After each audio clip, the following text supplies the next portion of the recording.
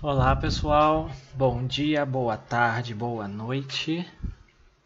Hoje, dando sequência aqui às nossas aulas e abrindo o nosso último tópico, eu trago para vocês essa parte mais farmacológica da bioinformática e hoje, como aula teórica, lembrando a vocês que esse é o último tópico que a gente vai ver, e ele é dividido em teórico e prático, basicamente, como todo o resto do nosso curso. Nós temos então Admetox, que é absorção, distribuição, metabolismo, excreção e toxicidade.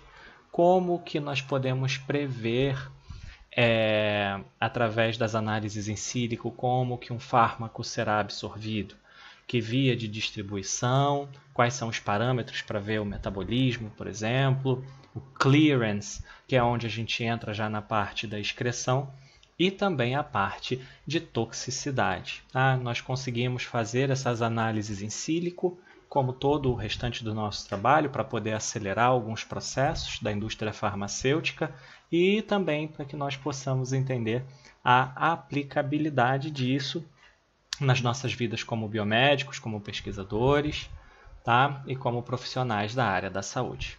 Tá bem? Então a gente começa hoje esse último módulo e vamos falar de Admetox da parte teórica. Vamos começar então a nossa aula. O que são essas análises de Admetox e para que a gente utiliza ela? Primeiro, o que é a Admetox, né? Absorção, distribuição, metabolismo, excreção e a toxicidade, sendo ela tolerável ou não. Você pode também abreviar isso como ADMET, mas eu prefiro Admetox, eu acho mais bonitinho, mas qualquer uma das duas está correto, tá? Bom, medicamentos eficazes e seguros exibem uma combinação refinada de farmacocinética e farmacodinâmica. O que é farmacocinética e farmacodinâmica? Farmacocinética é o movimento que a droga vai fazer através do organismo, desde a sua absorção, que é o primeiro passo do Admetox, até a sua excreção, que é o último passo do ADME. A gente pode separar a sua análise ADME ou ADME incluindo toxicidade, tá?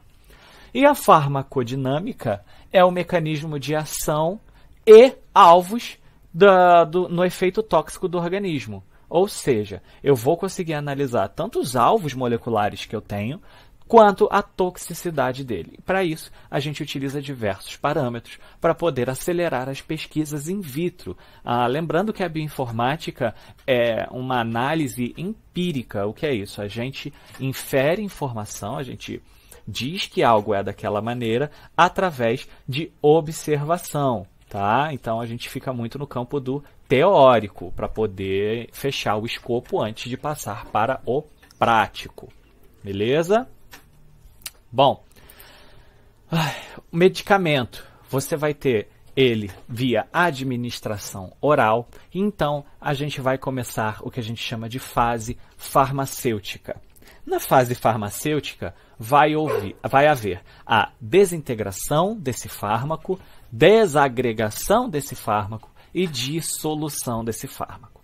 Agora, então, a gente tem o fármaco em solução. A solução que eu estou dizendo, galera, é porque ele simplesmente entrou passou pelo seu esôfago, chegou no seu estômago e foi desintegrado lá em pequenas partículas. Então, depois disso, a gente começa a fase farmacocinética, onde, de fato, a gente vai ter absorção, distribuição, metabolismo e excreção desse fármaco. O fármaco, então, vai entrar na biofase e vai passar para a fase farmacodinâmica, onde vai ocorrer as interações fármaco-receptor. Vale lembrar que não só necessariamente vai acontecer a interação fármaco-receptor com o receptor que a gente quer. Ele vai interagir com diversas outras moléculas no nosso organismo. Tá bem? Não vou me aprofundar muito nisso, porque isso é mais uma matéria de farmacologia. Tá? Eu estou só dando uma pincelada aqui para vocês, acredito que todos vocês já tenham feito farmacologia. Isso aqui é mais uma revisão para a gente poder lembrar esses conceitos. Depois que ocorrer, então, essa interação fármaco-receptor, a gente vai ter o efeito terapêutico daquele medicamento, daquele fármaco, daquela droga. Os termos vão depender muito da utilização e do alvo final. Então, a gente sempre pode tratar como fármaco, tá? Utilizem sempre fármaco. Não necessariamente esse fármaco vai ser um medicamento ou uma droga. Tratem como fármaco que é melhor, tá bem? Para poder ilustrar um pouco melhor, galera, eu vou exibir para vocês agora um vídeo. E esse vídeo vai mostrar um pouquinho dessas fases para ficar mais claro. Eu gosto bastante de animações. É um vídeo que eu peguei no YouTube, tá? Eu só traduzi o texto desse vídeo, a criação desse texto não é minha, eu só fiz a tradução. Eu adicionei algumas coisas, alterei outras, mas em suma eu peguei um vídeo que já estava pronto e traduzi para vocês, tá bem? Então vamos exibir aqui o vídeo, pessoal.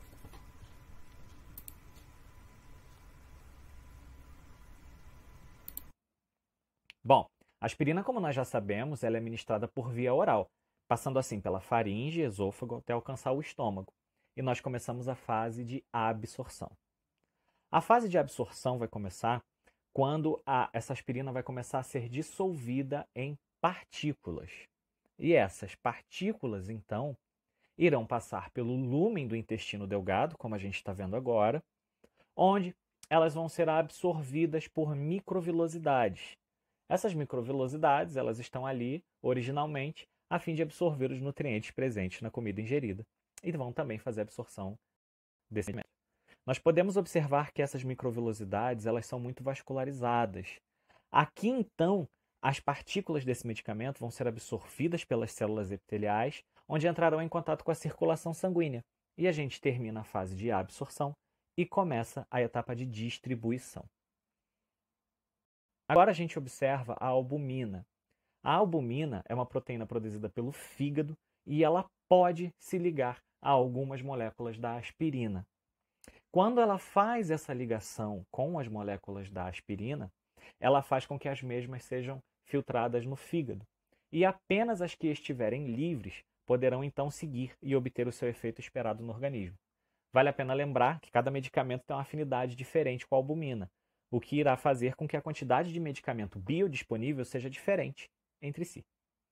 Prosseguindo para o fígado, o medicamento vai acessar o fígado através da veia porta, por baixo, e sairá do fígado pela veia hepática, por cima. E nessa etapa iremos ter uma nova perda de biodisponibilidade. E isso vai ocorrer devido aos metabolismos de fase 1 e 2.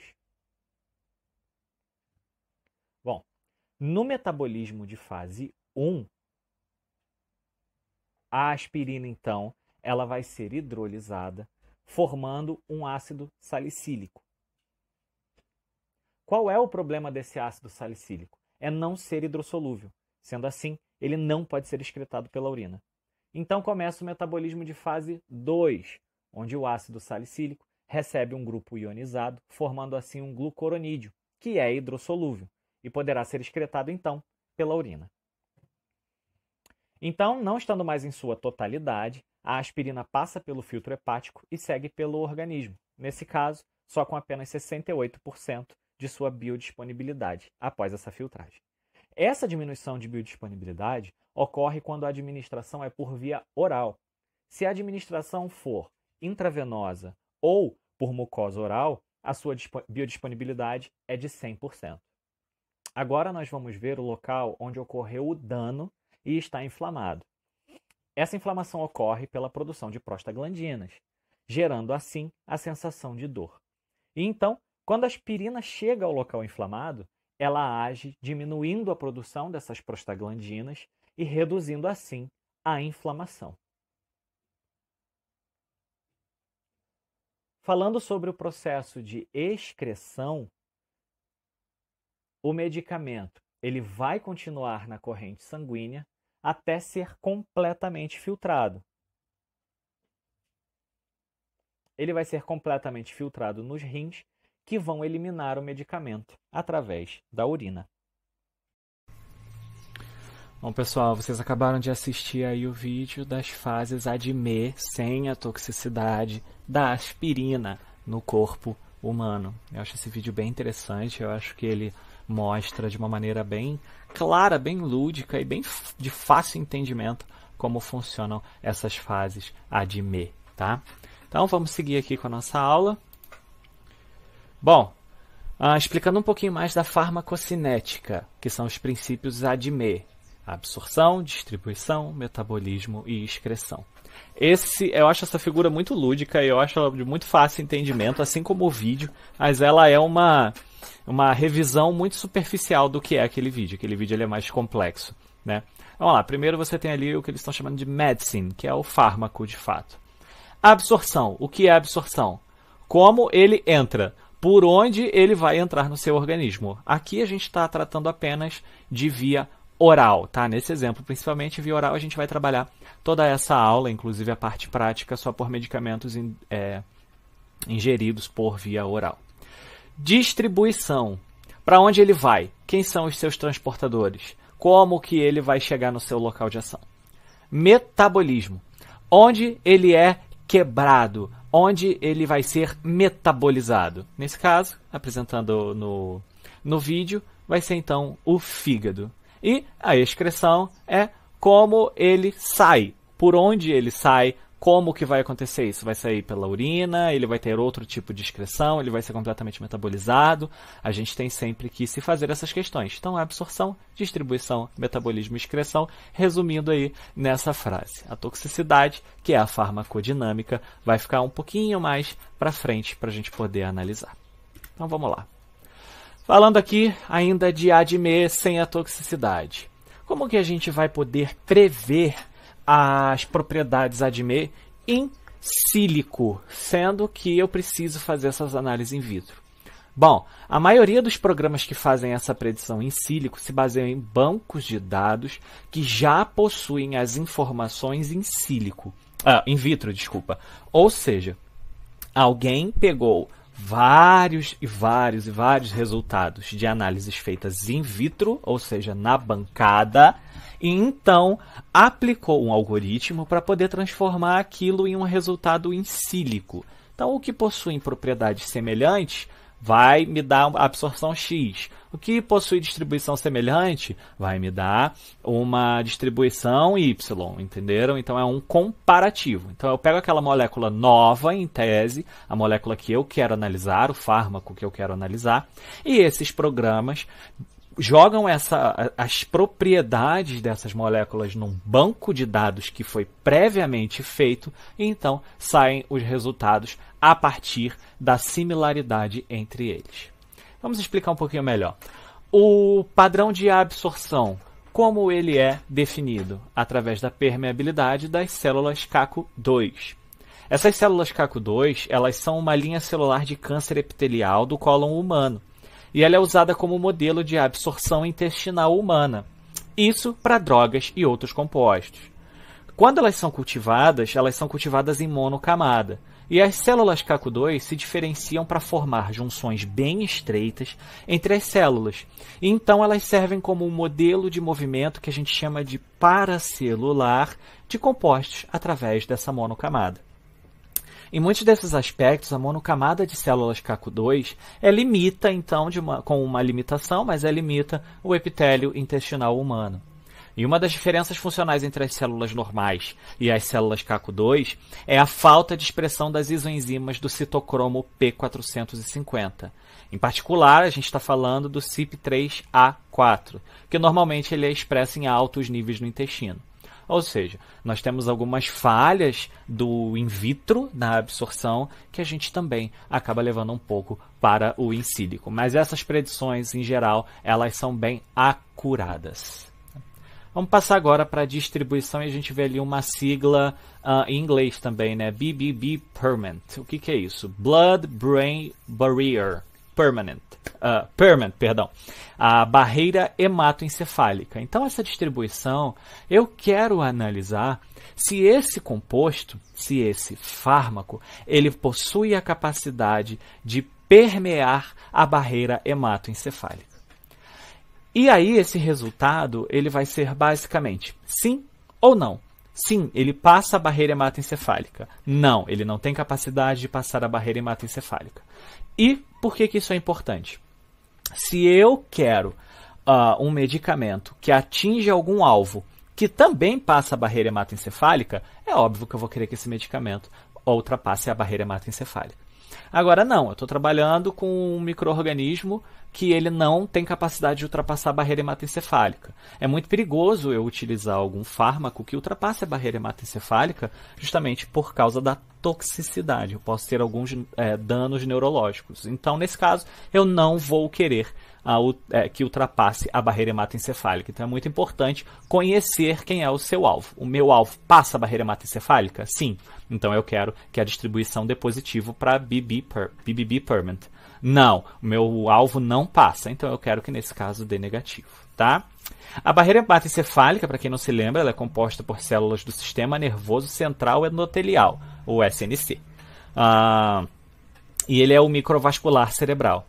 Eles então se comunicam com outras células do sistema nervoso e possuem natureza semipermeável. Isso quer dizer que ele restringe o movimento de moléculas grandes, ou seja, drogas ou proteínas que sejam maiores do que 500 kilodaltons. Levando então à biodisponibilidade mínima de medicamentos no sistema nervoso central.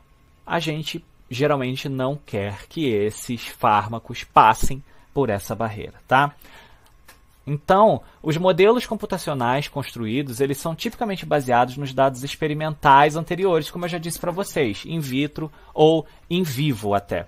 Portanto, para o poder preditivo dessas estimativas, a seleção de conjuntos de dados é um componente crítico. Por quê? Eu preciso supor se vai ocorrer difusão passiva de um composto ou se não vai ocorrer essa difusão passiva. Beleza? Passando agora para o metabolismo, nós temos a CYP450, ou citocromo P450. Citocromo P450, ele vai ter várias, na verdade, funcionalidades no nosso metabolismo do nosso fármaco. Tá? No metabolismo de fase 1, ele vai ser responsável, como vocês viram no vídeo, pela oxidação, redução e hidrólise. E no metabolismo de fase 2, ele vai ser responsável pela conjugação. São fontes identificadas de variabilidade nas respostas aos medicamentos. E as enzimas do citocromo P450, elas podem ser inibidas ou elas podem ser induzidas por medicamentos. O que vai resultar em interações medicamentosas clinicamente significativas, né, galera? Que podem causar reações adversas imprevistas ou até falhas terapêuticas. O conhecimento dos medicamentos mais importantes metabolizados pelas enzimas do citocromo P450, bem como dos medicamentos inibidores e indutores mais potentes, pode ajudar, então, a minimizar a possibilidade dessas reações e interações adversas ao fármaco que a gente quer aprovar, ao fármaco que a gente quer fazer o reposicionamento. Por fim, aqui no nosso ADME, nós temos a excreção, que a gente também pode chamar de clearance.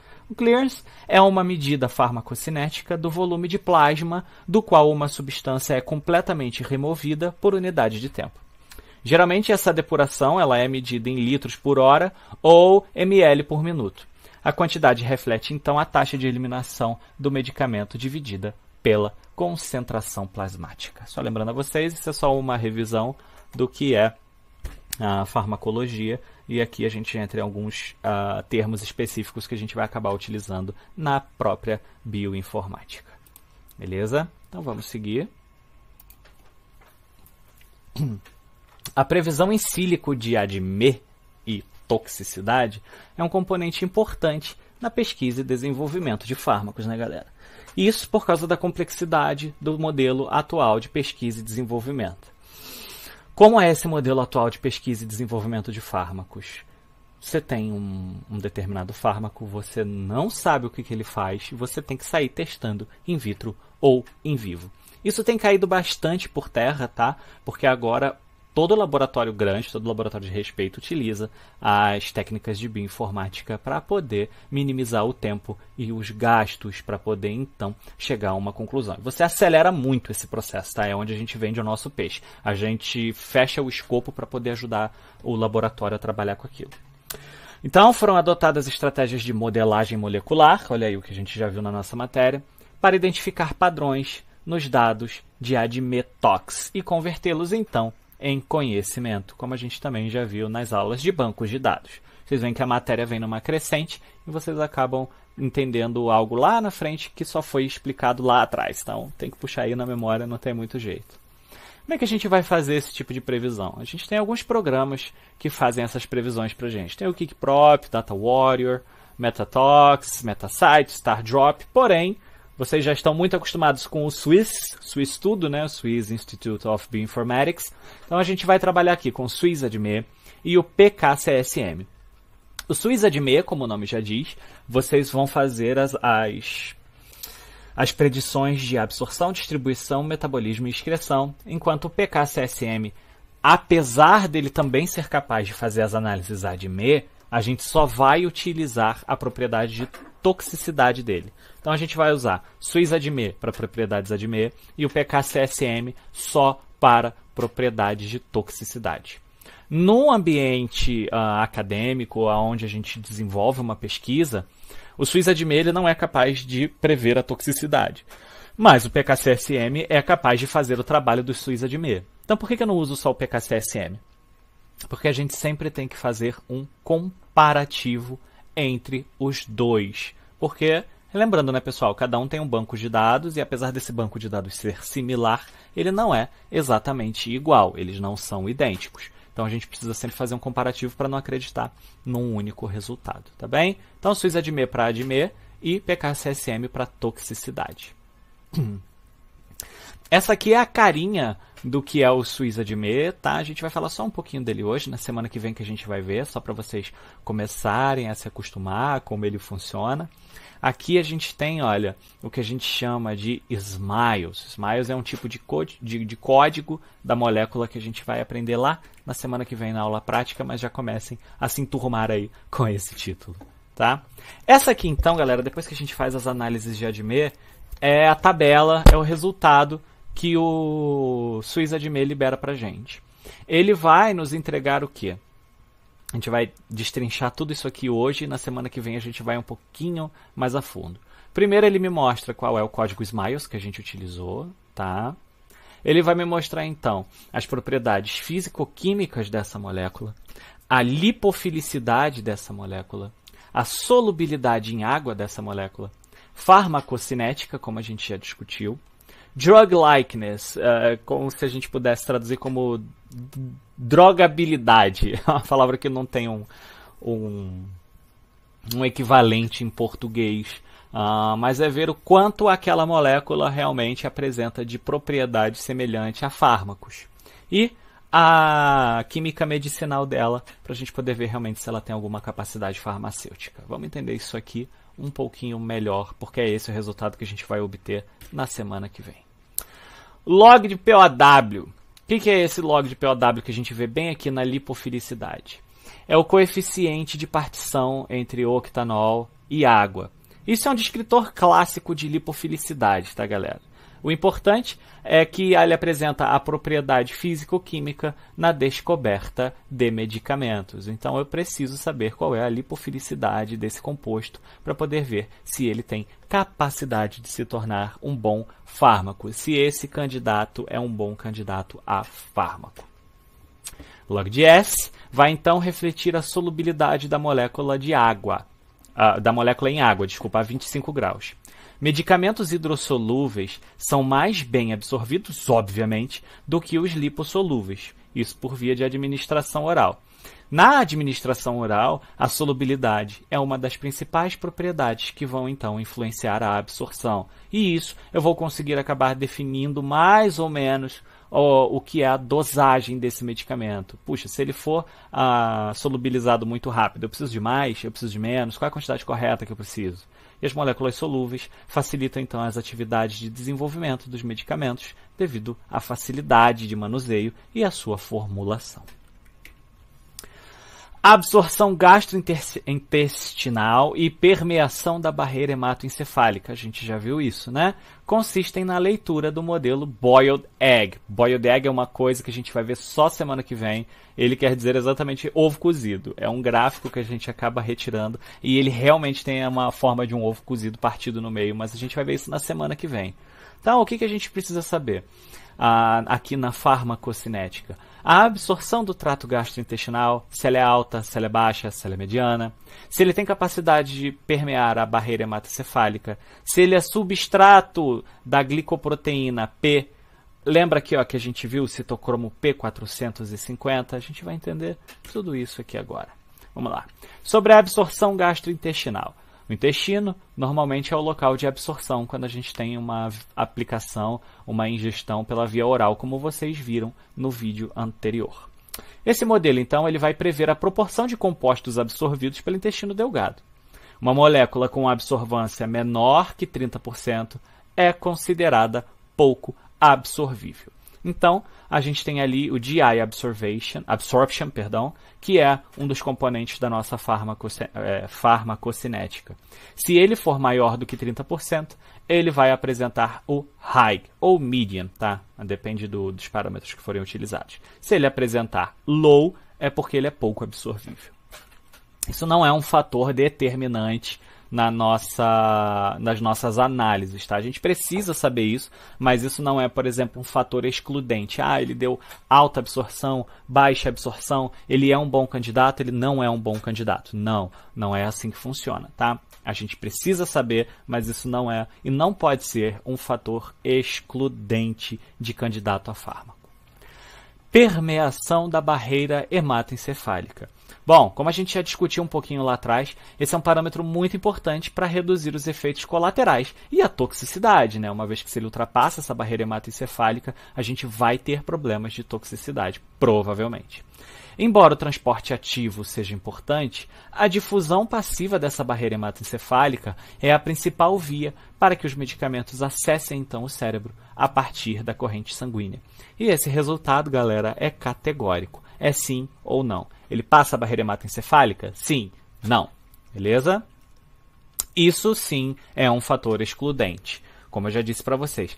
Então se ele passa, eu excluo ele. Não, vai depender de quem é o teu alvo. Você precisa saber quem é o seu alvo. E isso é uma coisa que vocês vão ter que pensar lá na confecção do relatório de vocês. Ela ultrapassa essa barreira? Sim? Não. Tá, mas o meu alvo, quem eu quero atingir, eu preciso que ele passe essa barreira? Vocês precisam saber com quem vocês estão trabalhando. Isso é uma tecla que eu venho batendo, acho que desde a primeira aula com vocês, desde a aula de modelagem, na verdade. Leiam o paper, conheçam o organismo de vocês, conheçam o alvo, conheçam a proteína de vocês, que agora vocês já estão carecas de saber quem é, beleza? Então isso é muito importante.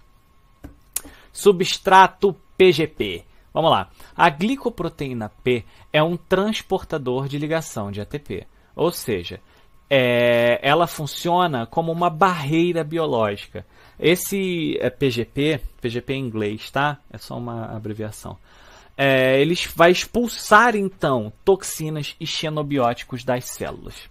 Então, se eu quero um candidato a fármaco que seja e que haja como um antibiótico, vocês acham que como substrato para PGP tem que dar positivo ou tem que dar negativo? Galera, ele obrigatoriamente tem que dar negativo. Porque se ele expulsa essas toxinas e xenobióticos de dentro da célula, e a célula que a gente está falando é a célula do nosso infectante ali, né? Da E. coli, ou então da Pseudomonas aeruginosa, ou do Treponema pallidum, que são os casos nos quais vocês trabalharam.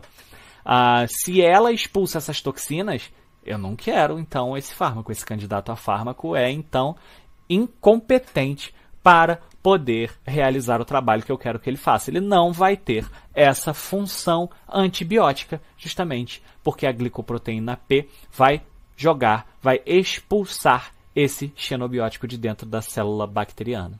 Entenderam? Vamos lá. Citocromo P450, aqui a coisa complica um pouco mais, então a gente vai ser mais superficial para que vocês possam ter um entendimento, tá? Citocromo P450 ou CYP450, ou CYP e o código, tá? O citocromo P450 é dividido em 18 famílias, porém, 3 delas são relacionadas ao metabolismo de fármacos, são as famílias 1, 2 e 3. Como ler esses resultados? Olha só. Citocromo P450 família 1, família 2, família 2, família 2 e família 3, tá? Então, esses citocromos aqui, eles correspondem, galera, a aproximadamente 90% do metabolismo oxidativo dos fármacos. Tem os outros 10% que são metabolizados por outros tipos de citocromo ainda dentro dessas famílias, mas como a gente quer fazer uma análise prévia, como a gente quer fazer uma análise preditiva, a gente vai pegar a galera que é capaz de nos dizer como funciona a maioria. Aqui ele está me mostrando, nesses resultados, se esse candidato a fármaco ele tem a capacidade de ser inibidor do citocromo P450. Aqui a gente pode ver que, nesse caso, nenhuma delas era inibidor. Tá? O ideal é que o candidato a fármaco não iniba nenhum citocromo P450. Por quê? Porque a gente precisa do citocromo P450, dessas 3 famílias, e todos esses citocromos que eu apresentei para vocês, para justamente metabolizar esses fármacos, porque senão eles se tornam tóxicos. Então, aqui é uma faca de 2 gumes. O citocromo P450 idealmente precisa sempre dar no, eu não quero que ele seja inibidor. Porém, se ele inibir 1 ou 2 aproximadamente citocromos P450, eu ainda assim posso ter o metabolismo sendo feito por outros citocromos, tá? Cai a minha porcentagem de eficácia desse metabolismo, porém, ele ainda realiza esse metabolismo, tá? Então, aqui é um fator excludente para definir se esse fármaco é um bom fármaco ou não é um bom fármaco, ou é um candidato a fármaco, ou não vai ser mais um candidato, ele vai ser eliminado das nossas pesquisas. Ele tem que dar não sempre para que esse resultado seja bom, digamos assim, seja um resultado de qualidade. Porém, se ele apresentar 1 ou 2 yes, se ele disser que aquele fármaco vai inibir 1 ou 2 citocromos P450, a gente ainda consegue trabalhar com ele. Não é o ideal, mas a gente ainda consegue. Existem medicamentos que estão no mercado, existem fármacos que estão no mercado que eles apresentam essa inibição de citocromo P450 e ainda assim nós os consumimos sem problema nenhum. Claro, tem alguns efeitos colaterais, mas eu não vou entrar nesse mérito, porque, como eu já disse, apesar de parecer aula, não é de farmacologia.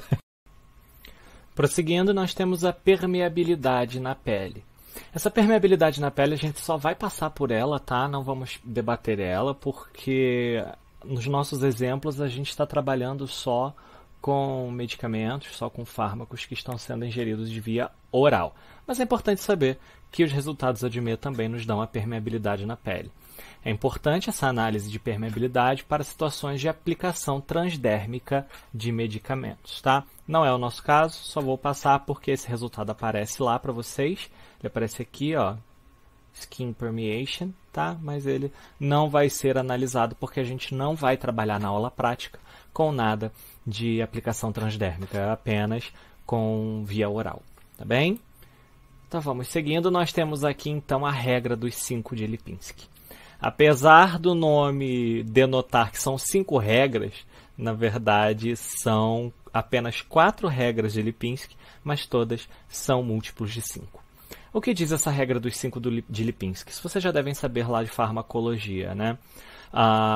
Para que um candidato a fármaco apresente o drug likeness, ou semelhanças com o fármaco, ele então tem que apresentar um peso molecular menor do que 500 Dalton, ter 5 ou menos grupos de doadores de ligação de hidrogênio, ter 10 ou menos grupos de aceptores de ligação de hidrogênio e o log P, que é aquele log de partição que a gente viu lá no começo das aulas, ser igual ou menor a 5. Tá? Caso vocês fiquem com alguma dúvida sobre o que é a regra de 5 de Lipinski, deem uma olhadinha no livro de farmacologia de vocês, porque a gente está aplicando a utilização da farmacologia na bioinformática, tá? Mas o nosso foco aqui é a bioinformática. Então eu preciso trazer para vocês esse conhecimento do que a gente vai utilizar, mas esse entendimento ele tem que ser feito dentro de farmacologia. Se vocês tiverem alguma dúvida, podem me perguntar, podem me mandar e-mail, não tem problema nenhum, tá bem? Score de biodisponibilidade, aquele último item aqui embaixo, ó, tá? Esse score de biodisponibilidade, ele procura prever a probabilidade de um composto a ter a sua permeabilidade mensurável a CACO2. CACO2 são aquelas células que a gente viu lá no começo da aula, aquelas células de adenocarcinoma coloretal epitelial humana. Tá? Então a gente precisa ver se ela tem essa probabilidade. Sobre a química medicinal, que é o último parâmetro que o ADME dá para a gente. O que é importante a gente ver aqui é esse PAINS, P-A-I-N-S, tá? São fragmentos promíscuos. O que são fragmentos promíscuos? É a tendência de alguns compostos a serem inespecíficos e obterem pontuação em qualquer ensaio realizado. Por exemplo, você faz um docking, e esse docking dá um resultado incrível. E aí você vai lá, utiliza o ADME para poder fazer a análise dele e ele dá positivo, ele dá alguns alertas para esse PAINS. Ou seja, esse é um composto que não necessariamente ele vai servir como fármaco. Ele simplesmente é pequeno demais ou ele tem algum grupo farmacofórico que seja muito reativo com um grande nível, um grande espectro de alvos receptores, então assim, ele não é um bom candidato a fármaco, a gente realmente precisa excluí-lo do nosso grupo de análise para fármacos. A gente imagina que a gente começa aí com 100 candidatos. Depois dessas análises de ADME e toxicidade, a gente vai terminar aí com uns 5, né? Então, por fim, a gente passa para o PKCSM. Eu sei que essa aula é muito longa, eu sei que é uma aula complicada de entender, mas agora a gente fala só de toxicidade e essa parte é a mais simples de se entender, que é o teste de AMES. Esse teste de AMES, cara, apesar da toxicidade me mostrar no PKCSM vários resultados, a gente vai trabalhar só com AMES para poder otimizar o nosso tempo, tá? O teste de AMES ele vai avaliar o potencial mutagênico dos compostos, usando então bactérias. E o resultado dele vai ser categórico. Sim, é mutagênico, não é mutagênico. Aqui, galera, é algo que a gente precisa ser categórico tanto quanto o resultado. Sim, ele é mutagênico, apresentou essa positividade para o teste de AMES, está excluído. Ele não vai seguir de maneira nenhuma no nosso trabalho, porque ele é tóxico, ele é mutagênico e pode apresentar um potencial carcinogênico. Então a gente não quer esse tipo de composto trabalhando para a gente. Tá bem? Então, sim ou não? O que a gente acabou vendo nessa aula, galera? A gente acabou entendendo quais são essas propriedades de ADME e toxicidade para que a gente possa entender a aplicabilidade disso. Qual é a aplicabilidade? Caí, por que a gente está tendo essa aula que ela é mais farmacologia do que bioinformática? Não necessariamente. Ela é uma aula incrível de bioinformática porque você está entendendo como utilizar esses parâmetros farmacológicos a seu favor no laboratório. Por exemplo, vamos dar uma situação, um problema aqui. Eu tenho 100 fármacos diferentes. Eu tenho 100 compostos que são candidatos a fármaco. Eu não sei o que eles fazem. Eu não sei como eles funcionam, já fiz docking, já fiz virtual screening, mas isso não quer dizer que eu saiba quais são as propriedades dele dentro do organismo humano, né? Então, o que eu vou fazer? Aplico esse filtro utilizando o SWIS-ADME para fazer as análises de absorção, distribuição, metabolismo e excreção daquela molécula e a sua toxicidade. Então, eu tenho um rol aí de 100 candidatos a fármaco. Quando eu utilizo essas ferramentas de bioinformática para predizer o que é a absorção, distribuição, metabolismo, excreção e toxicidade desse candidato, eu começo a eliminar alguns candidatos, justamente porque eles não servem para o meu estudo.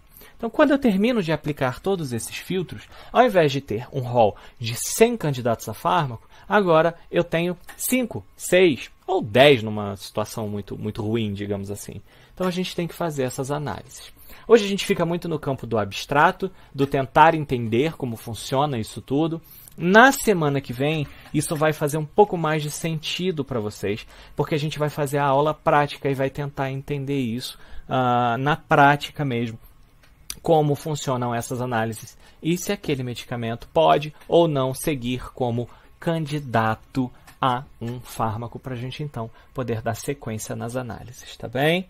Então, vejam e revejam essa aula. Se vocês tiverem alguma dúvida, à noite a gente, então, pode tirar mais dúvidas de vocês. Se vocês estiverem assistindo essa aula pós a aula virtual ao vivo de hoje à noite, segunda-feira à noite, vocês podem, então, me mandar e-mail com as suas dúvidas, tá bem? Não tem problema nenhum. Caso algum de vocês seja algum aluno que não tenha feito farmacologia, ou não tenha ido também em farmacologia, não tenha visto algumas coisas, não tem problema. Me fala e eu dou uma ajuda. Lembrando, eu dei uma pincelada aqui em farmacologia, mas a gente pode ir mais fundo e vocês podem me questionar sobre isso, tá bem, pessoal? Forte abraço para vocês. Tchau, tchau.